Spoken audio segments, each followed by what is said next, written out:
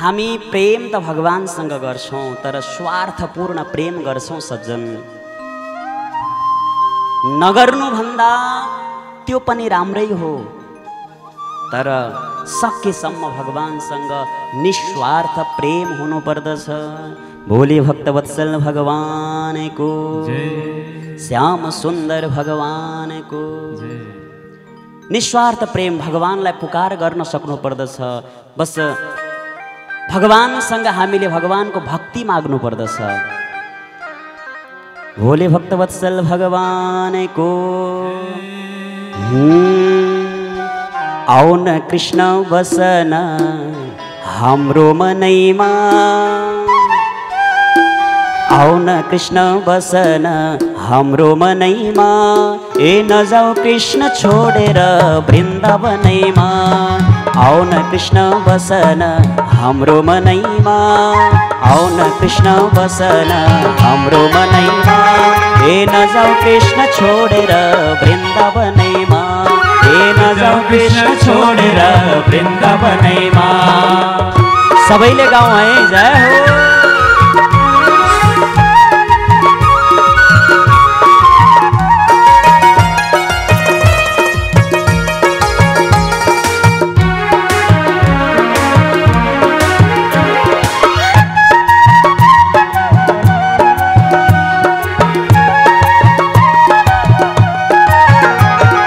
कृष्ण तिम्रो सम्झना कहिले नछुटो,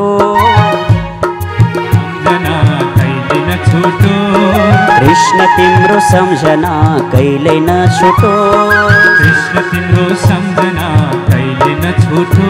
ए परिहाल्यौ माया जालमा भक्ति न टुटो, ए पर्यो हामी माया जालमा भक्ति नछुटो। आउन कृष्ण बसन हाम्रो मनैमा, ए आउन कृष्ण बसन हाम्रो मनैमा, ए नजाऊ कृष्ण छोडेर वृन्दावनैमा, ए नजाऊ कृष्ण छोडेर वृन्दावनैमा। हरि बोल। सबैले ताली सेवा गरौँ, जय हो।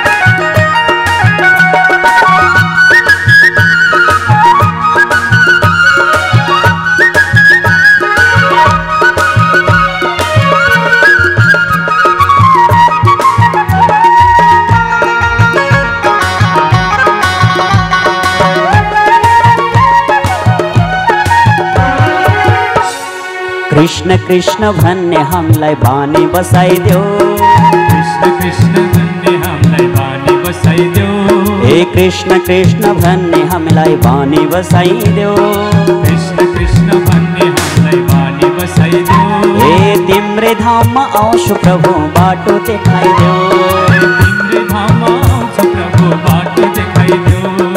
कृष्ण कृष्ण भन्ने हामीलाई बानी बसाइदेऊ, कृष्ण कृष्ण भन्ने हामीलाई बानी बसाइदेऊ। ए तिम्रै धाममा आउँछु प्रभु बाटो देखाइदेऊ, तिम्रै धाममा आउँछु हामी बाटो देखाइदेऊ। जय हो।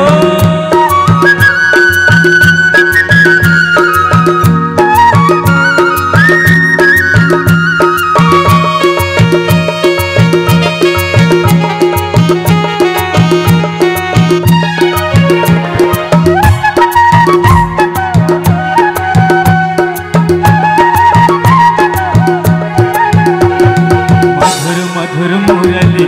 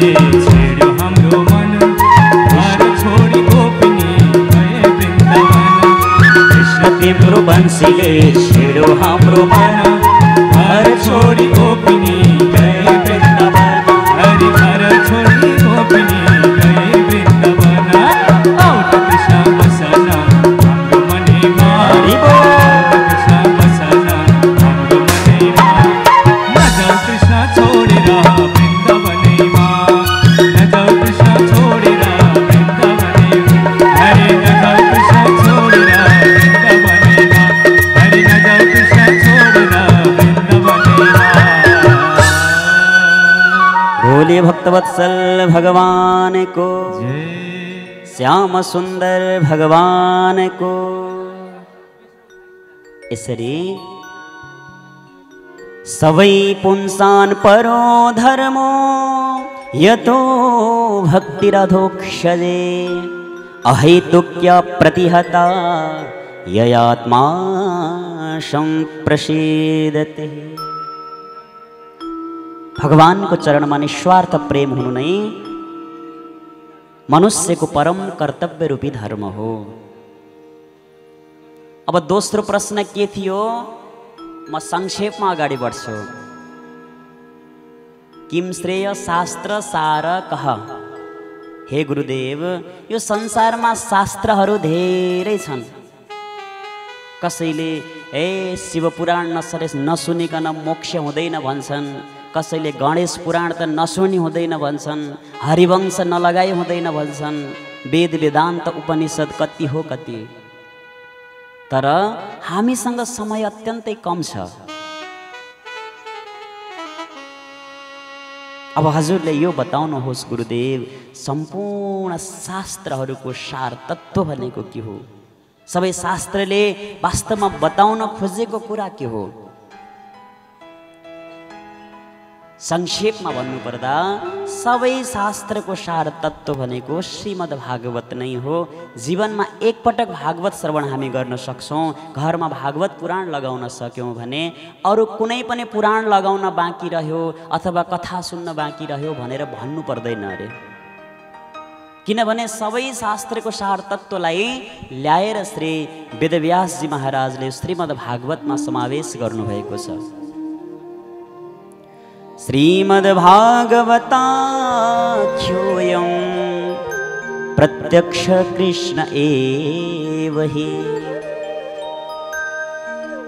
र भागवत शास्त्र यो प्रत्यक्ष भगवानको स्वरूप पनि यसलाई मानिने गर्दछ। जो कुछ है संसार में, जो कुछ है संसार, श्री वेदव्यास जी ने इसी भागवत में लिख दिया सार। जति पनि संसारका तत्त्वहरू छन्, विषयहरू छन्, पुराणहरू छन्, शास्त्रहरू छन्, सबैको सार तत्त्वलाई ल्याएर भागवतमा समावेश गरिदिनु भएको छ। सबै शास्त्रको सार तत्त्व भनेको भागवत नै हो। जीवनमा यदि हामी भागवत श्रवण गर्न सक्यौँ भने अरू सारा शास्त्रहरू सुन्न बाँकी रह्यो भनेर भनिरहनु पर्दैन। भोले भागवत महापुराणको।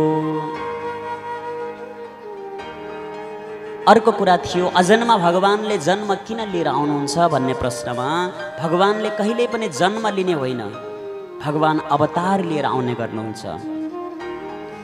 जब भक्तहरूलाई कष्ट हुन्छ, जब भक्तहरूलाई दुःख हुन्छ, जब अधर्मको हावी हुन्छ, त्यसपछि भगवानले अवतार लिएर आउनुहुन्छ, भक्तको रक्षा गर्नुहुन्छ, दुष्टहरूको वध गर्ने गर्नुहुन्छ। यदा यदा हि धर्मस्य ग्लानिर्भवति भारत अभ्युत्थानमधर्मस्य तदात्मानं सृजाम्यहम्। जब जब धर्ममा हानि हुन्छ, जब जब भक्तहरूलाई कष्ट आइपर्छन्, दुःख आइपर्छन्, त्यसपछि भगवानले बडा दिव्य तरिकाले अवतार लिएर आउनुहुन्छ। जब प्रहलादको रक्षा गर्नु थियो, हिरण्यकश्यपलाई वध गर्नु पर्यो, भगवान नरसिंह बनेर आउनुभयो। पृथ्वीलाई हिरण्याक्षले रसातलमा लगेर डुबायो, भगवान वाराहको रूप धारण गरेर आउनुभयो। भगवानले जहाँ जे आवश्यकता पर्दछ त्यही किसिमले अवतार लिएर आउनुहुन्छ, भगवानको जन्म हुने होइन। बोले भक्तवत्सल भगवानको। ठिक छ, अब भगवानले अवतार लिएर आउनु हुँदो रहेछ, भगवानको जन्म हुँदो रहेन चाहिँ हामी मान्यौँ। हे गुरुदेव, अब यो प्रश्नको उत्तर दिनुहोस्। भगवान कसैले भन्छन् 33 कोटी देवता हुन्छन्, कसैले भन्छन् कतिवटा परमेश्वर ईश्वर छन्। वास्तवमा भगवानका रूप कतिवटा छन् त? हरि कथा हरि अनन्त, हरि कथा अनन्त भन्छन् कसैले। वेदव्यासजीले भन्नुभयो, हुन त भगवानको रूप अनन्त छ, एउटै परमेश्वर हो, एउटै ईश्वर हो। जब आवश्यकता पर्दछ अनेक प्रकारका रूपहरू लिनुहुन्छ। तिनीहरूमा पनि विशेष गरेर 24वटा अवतारलाई विशेष मानिएको छ। भगवानको पहिलो अवतार सनक सनन्दन सनातन सनत कुमारको रूपमा प्रभु आउनुहुन्छ। दोस्रो 24 अवतार मध्येमा दोस्रो अवतार भगवानको वाराहको रूप धारण गरेर आउनुभयो। त्यसपछि तेस्रो नारदको अवतारमा भगवानलाई चिनिन्छ। चौथो नरनारायण कपिलदेव दत्तात्रेयजी, यज्ञपुरुष नारायण ऋषभदेव पृथु अवतार, 10औं मत्स्य अवतार, 11औं कश्यप अवतार, 12औं धन्वन्तरी अवतार, यस्तै प्रकारले 13औं मोहिनी अवतार, 14औं नरसिंह अवतार, 15वां वामन अवतार, 16वां परशुराम अवतार भगवानले धारण गर्नुभयो। 17औंमा श्री वेदव्यासजीको रूपमा भगवान अंश अवतार धारण गरेर एक वेदलाई 4 भागमा विभाजन गर्नुभयो, शास्त्रहरूको रचना गर्नुभयो। यस्तै प्रकारले 18वां भगवान श्रीरामको अवतारमा अवतरित हुनुभयो।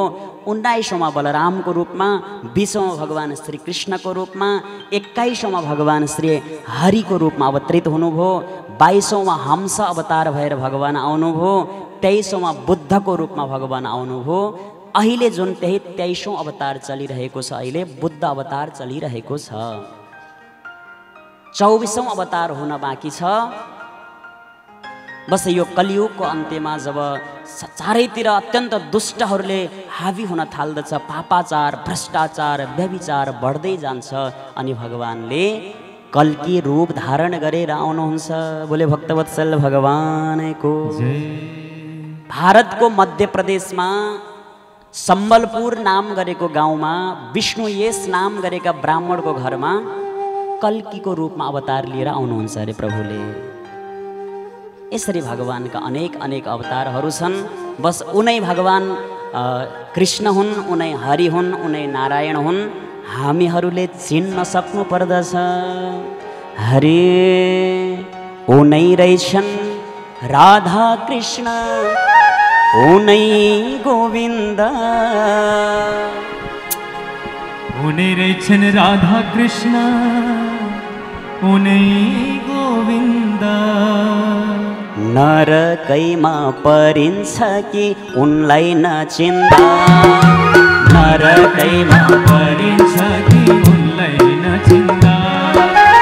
उनै रहेछन् नारायण, उनै गोविन्द। उनै रहेछन् राधा कृष्ण, उनै गोविन्द। नरकैमा परिन्छ कि उनलाई नचिन्दा, नरकैमा परिन्छ कि उनलाई नचिन्दा। जय हो।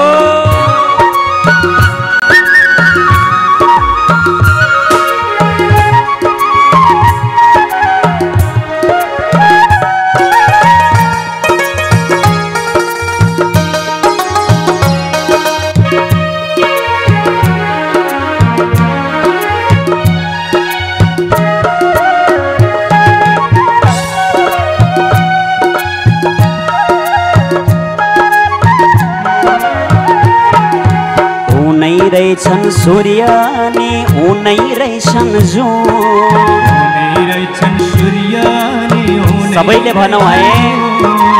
उनै रहेछन् सूर्य नि उनै रहेछन् जुन।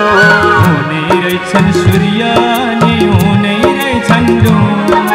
हामीले चिन्न सकेनौँ पितलो र सुन। मैले सकिन नि पिपलो र जुम। उनै रहेछन् राधा कृष्ण उनै गोविन्द। उनै रहेछन् राधा कृष्ण उनै गोविन्द। नरकैमा परिन्छ कि उनलाई नचिन्दा। नरकैमा परिन्छ कि उनलाई नचिन्दा। जय हो।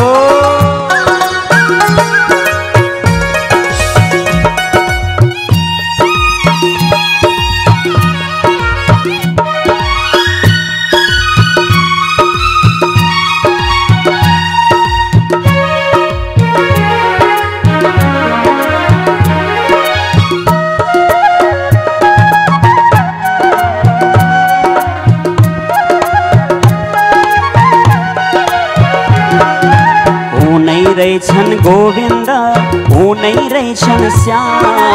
उनै रहेछन् गोविन्द उनै रहेछन् श्याम।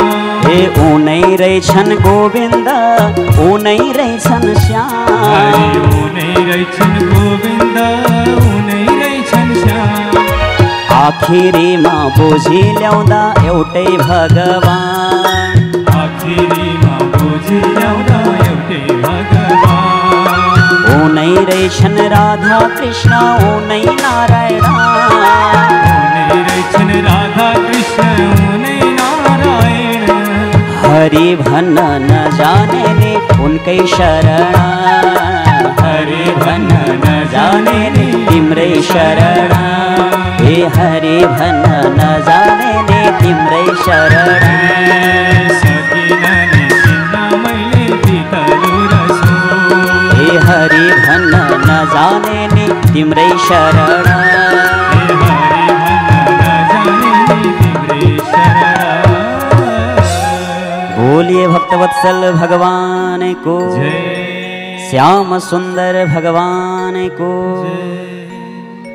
किम श्रेय शास्त्र सार कह स्वावतार प्रयोजनम। किम कर्म केवतारस्य धर्मः कम शरणं गतः। अब अर्को अत्यन्तै महत्त्वपूर्ण प्रश्न छ एउटा। अघि जो गर्नुभएको थियो कुन देवतालाई ठुलो मान्ने, कुन देवता ठुला, कुन देवता साना, कसको पूजा गर्ने, कसलाई छोड्ने। हामी पनि अन्योलमा परिरहेका छौँ। सबको मनमा यो जिज्ञासा हुन सक्छ, वास्तवमा को हो त सबैभन्दा ठुलो देवता। भगवानका रूप अनन्त छन् अथवा 24 अवतार त भर्खरै वर्णन गर्नु हो। कसलाई सबैभन्दा ठुलो मान्ने। शिव पुराणले शिवजीलाई ठुलो मान्छ, गणेश पुराणले गणेशजीलाई ठुलो मान्छ, लिङ्ग पुराणले भगवान भोलेनाथलाई ठुलो मान्दछ। हामी अन्योलमा परेका हुन्छौँ। गाउँमा देवी भागवत हुन्छ, ओहो देवीको बिना संसार चल्दो रहेनछ हाम्रो मनमा हुन्छ। शिव पुराण सुन्न जान्छौँ, शिवको बिना यो संसार चल्दो रहेनछ यो मनमा हुन्छ। वास्तवमा को हो त सबैभन्दा ठुलो देवता। हामीले बुझ्न जरुरी छ एउटा कुरा।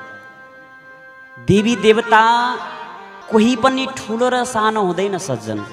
सब आफ्नो ठाउँमा सब एक नम्बरमा त भगवान एक हुनुहुन्छ। अनेक भन्नुहुन्छ जब आवश्यकता पर्दछ। त्यति बेला पनि कोही पनि ठुलो र सानो हुँदैन। सब भगवानको उस्तै महिमा छ, उस्तै महत्त्व छ, उस्तै गरिमा छ। तर हाम्रो लागि सबैभन्दा ठुलो देवता त्यही हुन्छ। हाम्रो इष्टदेव जो हुनुहुन्छ त्यही हाम्रो लागि सबैभन्दा परम श्रेष्ठ भनेर मान्नु पर्दछ। जस्तै हजुर भगवान भोलेनाथको भक्त हुनुहुन्छ भने हजुरको लागि शिवजी भन्दा भोलेनाथ भन्दा ठुलो अरू कोही भगवान हुँदैन। म कृष्णको भक्त हुँ भने मेरा लागि भगवान श्री कृष्ण राधा भन्दा अरू ठुलो कोही पनि हुँदैन। अरू कोही देवीका भक्त हुनुहुन्छ भने हजुरहरूका लागि देवी भन्दा ठुलो अरू कोही पनि हुँदैन। बस सबैको उस्तै उस्तै महत्त्व छ, उस्तै गरिमा छ, उस्तै महिमा छ। बस भक्तले कसलाई आफ्नो इष्ट मानेको हुन्छ। आफ्नो इष्टदेव नै सबैभन्दा ठुला देवता हुन्। सबै देवी देवतालाई पूजा गर्छु मनाउँछु भनेर साध्य लाग्दैन। एक लोटा लिएर हामी मन्दिरमा जान्छौँ, धेरै भगवानको स्थापना गरिएको हुन्छ। जल चढाउँदा चढाउँदै उता 2-4वटा मन्दिरमा जान पुगेन जल, चन्दन अक्षता सकियो, लगेको भेटी सकियो। मनमा डर लाग्छ, ओहो कता गणेशजी रिसाउनुहुन्छ कि, भगवती मातालाई चढाउने फुल पनि बचेन, धूप बत्ती अघि नै सकियो, कता मसँग क्रोधित हुनुहुन्छ कि, नाराज बन्नुहुन्छ कि। मनमा बडा शङ्का सन्देहहरू हुन थाल्दछन्। देवी देवताहरू धेरै हुनुहुन्छ, बस सबैको उपासना समय आएको बेलामा उपासना सबैको गर्नुपर्छ। कसैलाई पनि हेला गर्नु हुँदैन, अपमान कसैको गर्नु हुँदैन। तर आफ्नो लागि सबैभन्दा ठुला देवता भनेको आफ्ना इष्टदेव हुनुहुन्छ। एक साधे सब सधे, सब साधे सब जाए, व्याकरणको सूक्त छ, यो युक्ति छ। यदि हामी एउटालाई चिन्न सक्यौँ भने सबैलाई चिन्न सक्छौँ।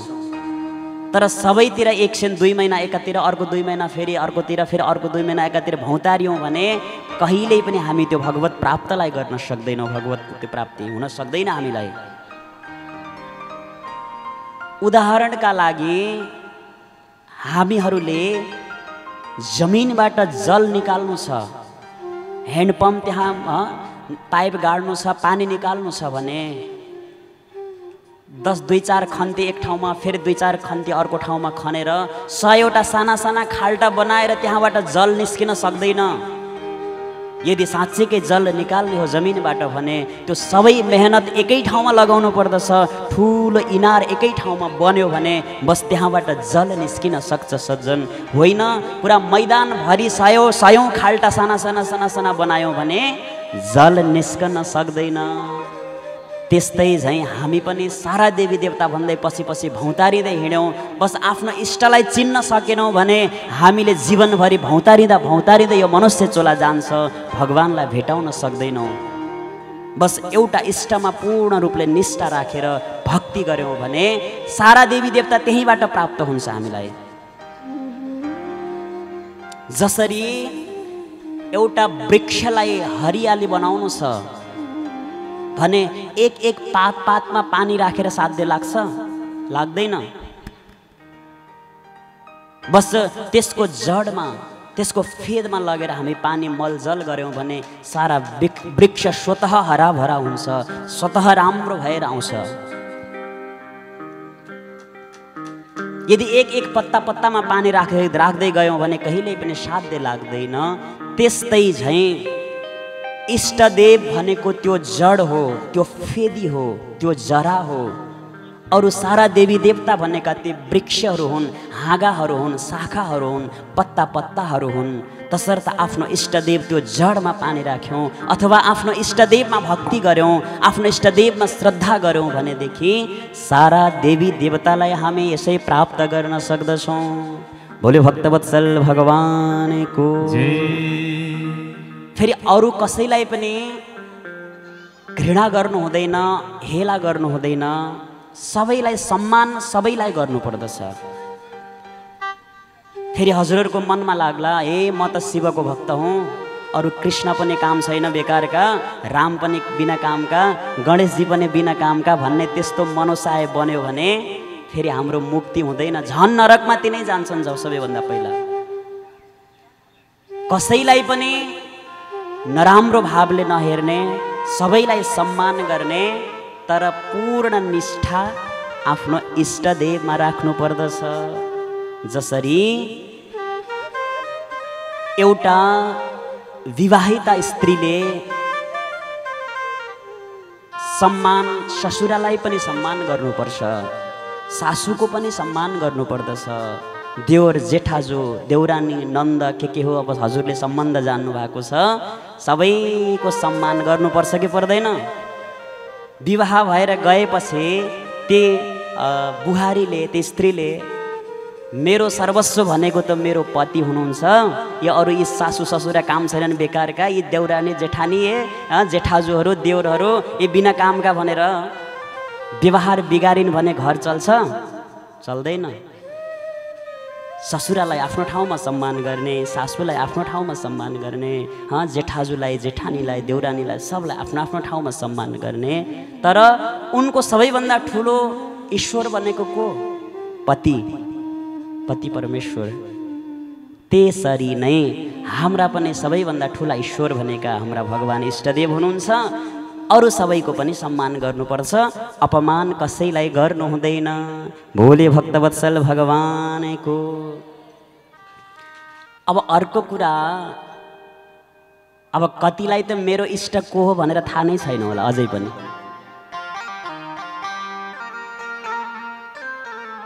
मेरो इष्ट को हुनुहुन्छ भन्ने कुरा पत्ता लागेकै छैन होला। इष्टदेव कसरी पत्ता लाग्छ थाहा छ हजुरहरूलाई?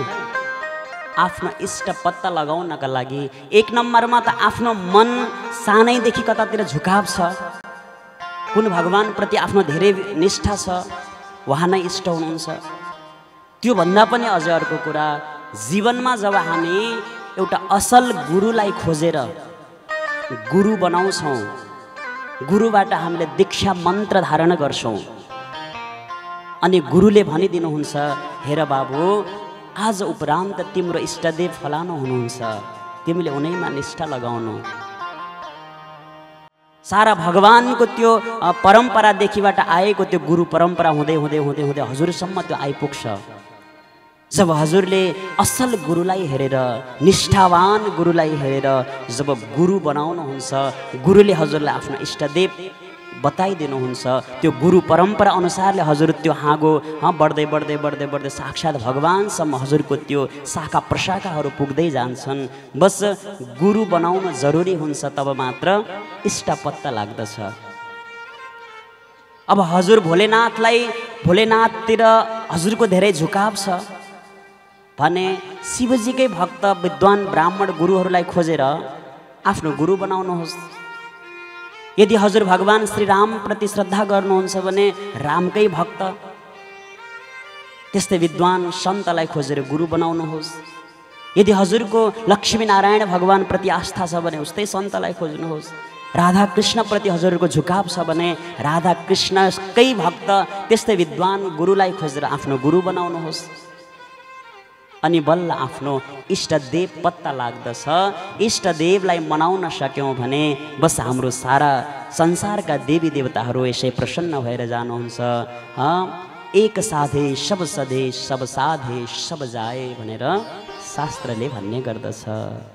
भोले भक्तवत्सल भगवानको, श्याम सुन्दर भगवानको। यथा तरोर्मूल निषेचनेन तृप्यन्ति तत्स्कन्द भुजोपशाखा। अब अर्को प्रश्न के थियो?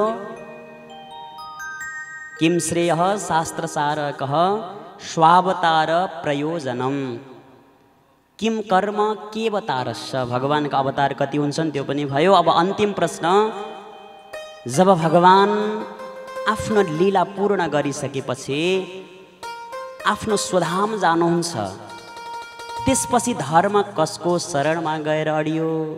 धर्म कसको शरणमा बस्ने गर्दछ? अन्तिम प्रश्न थियो। सजन, प्रसङ्ग आउँछ पछि एकादश स्कन्धमा विस्तारले यी सबै कथाहरू अब अगाडिका दिनमा यही कथालाई विस्तार गर्दै जाने हो। अहिले त म संक्षेपमा मात्रै उत्तर दिएको छु। जब भगवानले स्वधाम जाने बेला हुन्छ, एउटा व्याधाले भगवानको चरणमा बाण प्रहार गर्छ। केही न केही बहाना त चाहियो नि त जानका लागि। त भगवानको त्यो पाञ्च भौतिक जो शरीर त्यो बनेको थियो, त्यो शरीरबाट एउटा दिव्य तेज निस्किन्छ। बस त्यो तेज उड्दै उड्दै उड्दै आएर श्रीमद् भागवतमा आएर समाविष्ट हुन्छ। त्यही भएर पनि यो श्रीमद् भागवतलाई साक्षात् भगवानको प्रत्यक्ष मूर्ति मानिन्छ, विग्रह मानिन्छ। तेनेयं वाङ्मयी मूर्तिः प्रत्यक्षावर्तते हरे। साक्षात् भगवानको यो वाङ्मय प्रतिमूर्ति भागवत हो। र भगवान स्वधाम गएपछि त्यो धर्म पनि भागवतकै शरणमा अडिएको हुन्छ, भागवतकै शरणमा धर्म रहेको हुन्छ। पहिलो अध्यायको पहिलो श्लोकको पहिलो अक्षर जबाट प्रारम्भ भएको हुन्छ। भागवतको अन्तिम अध्यायको अन्तिम श्लोकको जुन अक्षर छ त्यो यबाट प्रारम्भ भएको छ। त्यो प्रारम्भको ज र अन्तिमको य दुईवटालाई मिलाउँदा के हुन्छ? जय हुन्छ। एक पटक जय भन्दा पनि सारा भागवत त्यहाँ समेटिएको हुन्छ। अब जय शब्दको धेरै ठुलो महत्त्व छ अन्य पनि, तसर्थ जयकार लगाउँदा कन्जुस्याइ नगरौँ। बोले भागवत भगवानको।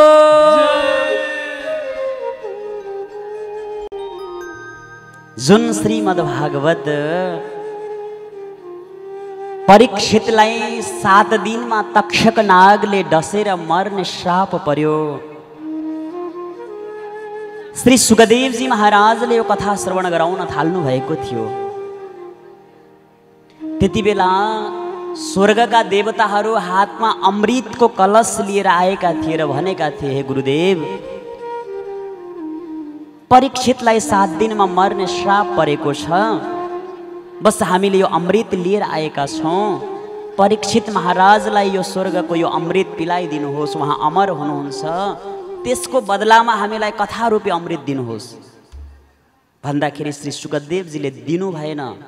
आज साँझको कथामा आउँछ प्रसङ्ग, क्व सुधा क्व कथा लोके क्व काच क्व मणिर महान। भागवत रूपी अमृतका अगाडि त्यो स्वर्गको त्यो सुधा अमृत भनेको एउटा मणिको अगाडि एउटा काँचको टुक्रो जस्तै हो, यसरी विनिमय गर्न मिल्दैन भनेर फड्कारेर गाली गरेर पठाइदिनु भएको थियो। स्वर्गे सत्ते च कैलासे वैकुण्ठे नास्त्ययं रसः अतः पिबन्तु सद्भाग्या मा मुञ्चत कर्हिचि। सज्जन वृन्द, हामी यदि धेरै भक्ति गर्न सक्यौँ, धेरै अनुष्ठान गर्न सक्यौँ, वैकुण्ठमा पुग्न सक्यौँ भने पनि भगवानको दर्शन हामीले पाउन सक्छौँ। कैलाशमा हामी गयौँ भने भोलेनाथको दर्शन पाउला। यदि हामी स्वर्गमा गयौँ भने इन्द्र आदि देवताहरूको दर्शन हामी पाउन सकौँला। तर न त हामी कैलाशमा गएर, न त हामी वैकुण्ठमा गएर, न त हामी स्वर्गमा गएर यो कथा अमृतलाई हामीहरूले प्राप्त गर्न सक्दैनौँ अरे। वहाँ साक्षात् भगवानको दर्शन हुन्छ, तर भागवत रूपी यो कथा वहाँ पनि दुर्लभ छ, देवताहरूलाई पनि दुर्लभ यो ग्रन्थ छ। स्वर्गे सत्ते च कैलासे वैकुण्ठे नास्ति अपि अयं रसः। वैकुण्ठमा पनि दुर्लभ यो, स्वर्गमा पनि दुर्लभ यो पुराण हामीहरूले सहजैसँग यहाँ कतिवटा परिवारको यो आँगनीमा बसेर दिव्य तरिकाले सुन्न पाएका छौँ। जीवन जीवनको भाग्य हाम्रो उदय भएको छ सज्जन, तब मात्र यो अवसर हामीहरूलाई प्राप्त भएको छ। आज श्री सुतजी महाराजले भन्नुहुन्छ, हे गुरुदेव, हे सौनकादि ऋषि हो, त्यही दुर्लभ भागवत पुराण म अब हजुरहरूलाई श्रवण गराउँछु। श्री सौनकादि ऋषिहरूले प्रश्न गर्नुहुन्छ, कस्मिन् युगे प्रवृत्तेयं स्थाने वा केन हेतुना कुतः संशोधितः कृष्ण कृतवान् संहितां मुनिः। हे गुरुदेव, यो पुराणको आयोजना, यो पुराण कसरी, कहिले, कसले सुनेको थियो? साप्ताहिक विधिले सबैभन्दा अगाडि श्री वेदव्यासजी महाराजले पुराणको रचना कसरी गर्नुभयो, कहाँ गर्नुभयो, कहिले गर्नुभयो, यो हामी सुन्न चाहन्छौँ भन्नुभयो। वेदव्यासजी महाराजले अगाडिको जुन भविष्यलाई दृष्टिगोचर गर्नुभयो, त्रिकालदर्शी हुनुहुन्थ्यो अरे। सब अब अगाडिको समय कस्तो आउँछ सब थाहा हुने गर्दथ्यो वेदव्यासजीलाई। जब दृष्टिगोचर गरेर हेर्नु, गोचर गर्नुभयो, अगाडिको भविष्यलाई हेर्नुभयो, उहाँलाई लाग्यो भयङ्कर अत्यन्त कलियुग आउँदैछ। मन्दः सुमन्दमतयो मन्दभाग्य उपद्रुताः। व्यक्तिहरू अत्यन्त मन्द बुद्धि भएका हुनेछन्। अब यिनीहरूको कसरी उद्धार हुन सक्दछ? यो गहन वेदको अर्थलाई बुझ्न सक्दैनन् यिनीहरूले भन्ने मनमा लाग्यो। एक वेदलाई 4 भागमा विभाजन गर्नु हो। बोले भक्तवत्सल भगवानको, श्याम सुन्दर भगवानको। हजुरहरूको ध्यान यता हुनुपर्छ है। एउटा व्यक्ति आयो भने कस्तो लुगा लगाएर आएको छ, कति गहना लगाएर आएको छ, कहाँबाट आयो, को होला यो, सबको ध्यान जति उतै जान्छ है। यो संसारलाई हेर्दा हेर्दै यहाँसम्म पुग्यौँ भक्तजन। यही व्यावहारिक कुरा गर्दा गर्दै समय बितिसक्यो। 1.5-2 घन्टाको लागि सत्सङ्ग सुन्ने समय मिलेको छ। मन लगाउँ यतैतिर, फेरि पाइँदैन यस्तो अवसर।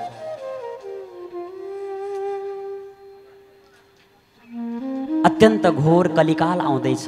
कसरी यिनीहरूको उद्धार हुन्छ चिन्तन गर्नु हो। वेदको अर्थ बुझ्न सक्दैनन् कलियुगी प्राणीहरूले। अत्यन्त गहन अर्थ हुन्छ वेदको।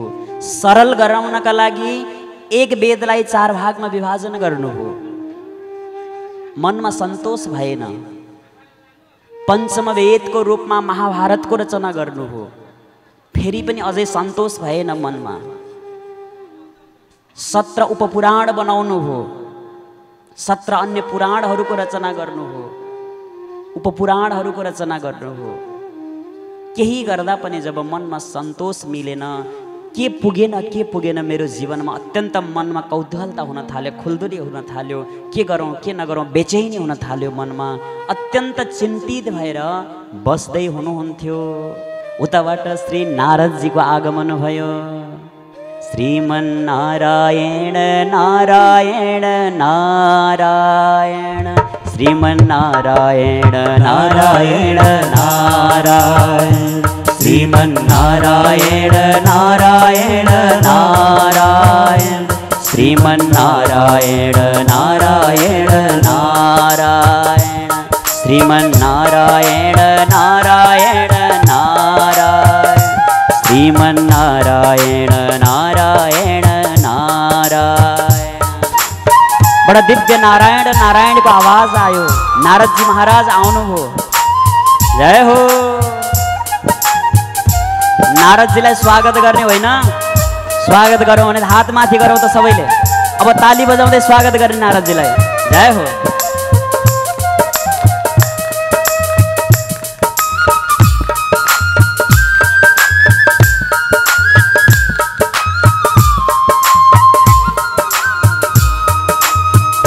श्रीमन्नारायण नारायण नारायण, श्रीमन्नारायण नारायण नारायण, श्रीमन्नारायण नारायण नारायण, श्रीमन्नारायण नारायण नारायण, श्रीमन्नारायण नारायण नारायण, श्रीमन्नारायण नारायण नारायण।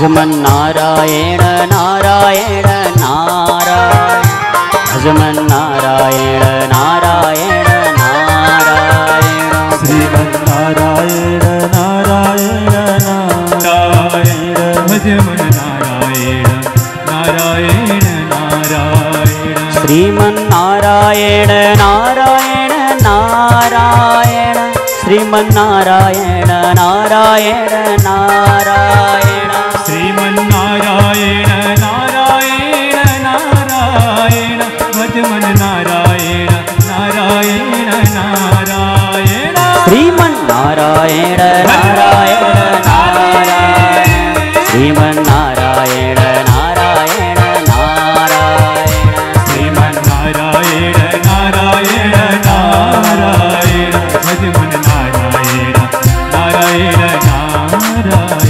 श्रीमन्नारायण नारायण नारायण ओ श्रीमन्नारायण नारायण नारायण नारायण नारायण नारायण।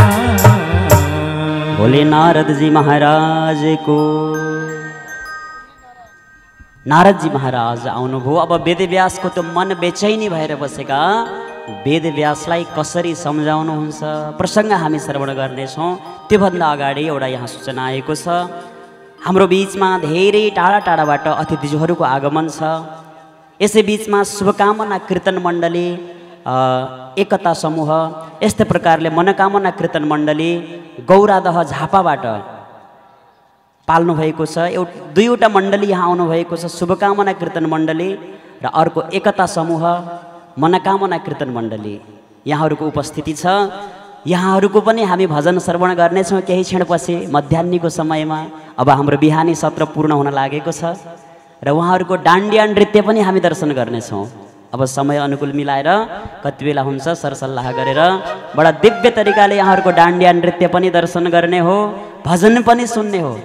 हामीहरू भजन त सुनिरहनु भएकै छ, यतातिरको भजन मलाई पनि सुन्ने इच्छा छ। यहाँहरूको दिव्य त्यो भजन पक्कै पनि हामी श्रवण गर्नेछौँ। यहाँहरू सबैको जय होस्, मङ्गल होस्, कल्याण होस्। यहाँहरूलाई केही समयमा हाम्रो बिहानी सत्र पूर्ण हुनेछ। अबको केही मिनटमै त्यसपछि यहाँहरूका प्रस्तुतिहरू पनि हामीहरूले दर्शन र श्रवण गर्नेछौँ।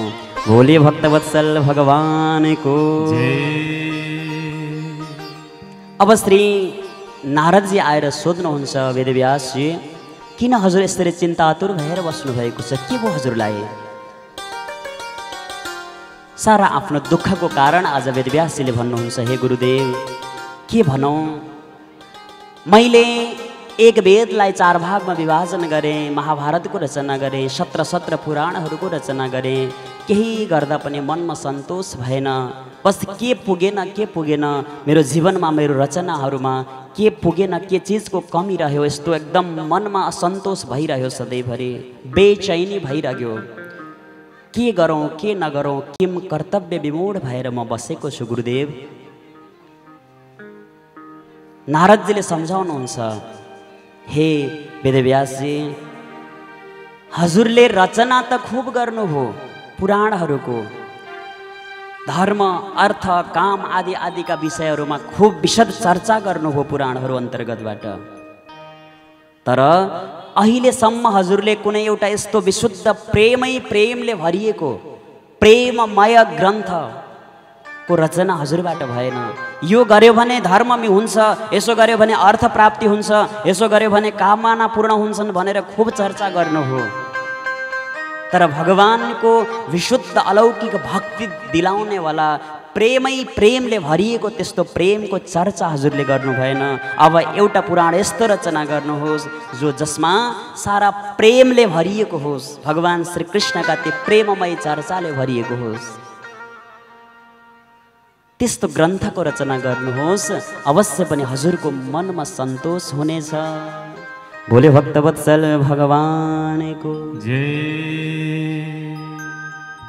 वेदव्यासजीलाई आँट आएन अरे पहिला, हे गुरुदेव सारा जवानी गइसक्यो, जवानीमा जब हातमा बल थियो, बुद्धि तीव्र थियो, त्यति बेला त मबाट सम्भव भएन भने अब बुढेसकाल लागिसक्यो, कसरी सम्भव होला र मबाट अब सम्भव छैन। हार खाइसक्नु भएको थियो आफ्नो जीवनदेखि। तर सन्तको कृपा, गुरुदेवको कृपा, हेर्नुहोस् अर्को कुरा बुझ्नु हामीले के छ भने, यदि हामी पनि हाम्रो जीवनबाट हार खाएका छौँ, चारैतिरबाट भौतारिएका छौँ, चारैतिरबाट हाम्रो जीवनमा ठक्कर मात्र लागेको छ भने जानुहोस्, समय निकालेर सन्त गुरुजनहरूको पासमा गएर केही क्षण बस्नुभयो भने केही न केही हजुरहरूको मनमा सन्तोष हुन्छ, केही न केही हजुरहरूको त्यो जीवनलाई अगाडिसम्म जिउने, जीवनलाई अलि मङ्गलमय बनाउने उपायहरू सन्तहरूले, भगवानका भक्तहरूले, गुरुजनहरूले हजुरहरूलाई बताइदिनुहुन्छ। यहाँ पनि श्री नारदजीले वेदव्यासलाई भन्नुहुन्छ, चिन्ता नगर्नुहोस् वेदव्यासजी, सन्तको कृपा भयो भने, गुरुको कृपा भयो भने यो संसारमा कुनै पनि कुरा असम्भव हुँदैन। मेरो कृपा हजुरमाथि छ, मेरो आशीर्वाद हजुरमाथि छ, बस प्रारम्भ गर्नुहोस्, हजुरको कार्य पूर्ण हुनेछ। आफ्नो पूर्व जन्मको चरित्र श्रवण गराउनुहुन्छ। म पनि पूर्व जन्ममा एउटा दासीको पुत्र थिएँ। सन्तहरूको कृपाले गर्दाखेरि, सन्तहरूको आशीर्वादले गर्दाखेरि एउटा दासीको पुत्र, एउटा दास, एउटा बालक आज देवर्षि नारद भएर म हिँड्न पाएको छु। यो सब सन्तको कृपा हो। आज मेरो आशीर्वाद छ, हजुरलाई कार्य प्रारम्भ गर्नुहोस्, अवश्य पनि पूर्ण हुनेछ। नारदजीको आज्ञा अनुसारले वेदव्यासले अब शास्त्रको रचना गर्न थाल्नुभयो। प्रारम्भमा गणेशजीको ध्यान गर्नुभयो। गणेशजी त्यहाँ प्रकट हुनुभएको छ। अब वेदव्यासजीले शास्त्रको रचना गर्दै जानुहुन्छ, गणेशजीले लेख्दै जानुहुन्छ। रचना गर्दै लेख्दै, रचना गर्दै लेख्दा लेख्दै लेख्दा लेख्दै लेख्दा लेख्दै पुरा 12 स्कन्द 335 18,000 श्लोकले परिपूर्ण भएको श्रीमद् भागवत नाम गरेको ग्रन्थ तयारी भयो। बोलो भागवत भगवानको जय हो। अब एउटा चिन्ता त दूर भयो। मनमा जुन असन्तोष थियो वेदव्यासको, जब भागवत पुराण तयारी भयो त्यो चिन्ता त हट्यो, तर अर्को चिन्ता आउन थाल्यो फेरि मनमा। अब भागवत जस्तो बहुमूल्य ग्रन्थ तयारी भयो, आफ्नो अवस्था वृद्ध भइसकेको छ। मेरो शेखापछि यो पुराण कसले सम्हाल्ने, यो कसलाई सुनाउने होला, यसको पात्रता कोसँग छ होला, फेरि चिन्ता हुन थाल्यो। हामीलाई पनि चिन्ता लाग्छ नि। घरमा धेरै धन सम्पत्ति छ, अब आफूभन्दा तल पुस्ता छोरा नाति छोरीहरू कोही पनि छैनन्। अब चटक्कै जीवनभरि दुःख गरेर, कति कष्ट गरेर कमाएको सम्पत्ति यसै छोडेर जानु पर्यो। कोही भएनन् मेरा अगाडि पुस्ताहरू भने कति चिन्ता लाग्छ, कति दुःख लाग्छ मनमा। त्यस्तै चाहिँ आज वेदव्यासजीको मनमा दुःख लाग्यो। यस्तो जीवनको अमूल्य धन मैले आर्जन गरेको छु, अब यो मेरो शेखापछि कसको जिम्मा लगाएर छोड्ने होला। एउटा छोरो थियो, जन्मिने बित्तिकै जङ्गलमा गयो। न त बाबाको मुखमा हेऱ्यो, न त आमाको मुखमा हेऱ्यो। बस मलाई यो संसारको बन्धनमा पर्नु छैन, म त मेरो नारायणको भजन गर्छु भन्दै जङ्गलमा गएको छ। के गर्ने, कसो गर्ने, फेरि किम कर्तव्य विमूढ भए। शिष्यहरूले भन्छन्, गुरुदेव यो श्रीमद् भागवत रूपी यो ग्रन्थलाई सुन्ने पात्रता केवल सुखदेवजीमै छ, अरूको बसको कुरा छैन। यो कसरी हुन्छ, अब सुखदेवजीलाई बोलाउनु पर्छ। वेदव्यासजीले भन्नुहुन्छ, जन्मिने बित्तिकै छोडेर गएको कसरी बोलाउन सकिन्छ।